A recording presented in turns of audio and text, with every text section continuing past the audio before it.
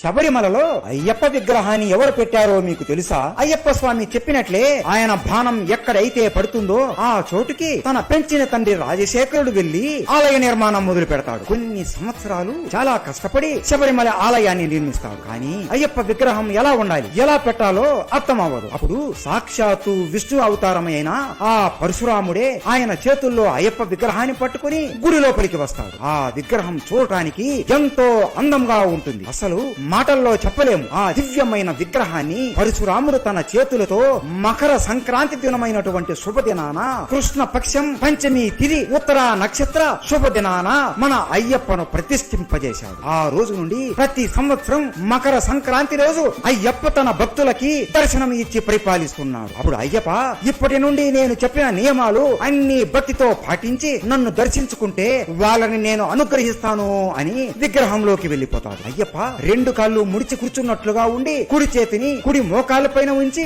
ఎడమ చెయ్యి భక్తులను దీవించేలాగా ఉంటుంది. అంటే తానే శరీరం అన్న వారికి అభయం ఇచ్చే అద్భుతమైన రూపం ఇది. కానీ నా అయ్యప్ప ఎంతసేపు ఇలా కూర్చొని ఉంటాడు, ఆయనకి కాళ్ళు మరియు నడుము నొప్పి వస్తుంది అని భావించి రాజశేఖరుడు ఒక యోగా పీఠాన్ని తయారు చేపించి ఆ పీఠాన్ని అయ్యప్ప నడుముకి కాళ్ళకి బిగిస్తాడు. అలా అప్పటి నుండి అయ్యప్పని ఆ రూపంలోనే భక్తులు అందరూ పూజిస్తున్నారు. మీరు ఎప్పుడైనా శబరిమలకి వెళ్లి అయ్యప్ప దర్శనం చేసుకున్నారా? చేసి ఉంటే కామెంట్ చేయండి. అసలు అయ్యప్ప మాల ఎందుకు వేసుకుంటారు? అయ్యప్ప మాల వేసుకున్నాక ఏ నియమాలు పాటించాలో మీకు తెలుసా? శబరిమల ప్రయాణం ఎలా చేయాలో మీకు తెలుసా? శబరిమలలో 18 బంగారు మెట్లలో ప్రతి ఒక్క మెట్టులో దేవుడు ఉన్నాడు అని మీకు తెలుసా? అన్ని స్వాములు శబరిమలకు ఎందుకు తప్పకుండా వెళతారో మీకు తెలుసా? అయ్యప్ప మాలలు వేసుకున్న వారిని ఏమని పిలుస్తారో మీకు తెలుసా? అసలు నల్ల బట్టలే స్వాములు ఎందుకు వేసుకుంటారో మీకు తెలుసా? ఇవన్నీ తెలుసుకోవాలి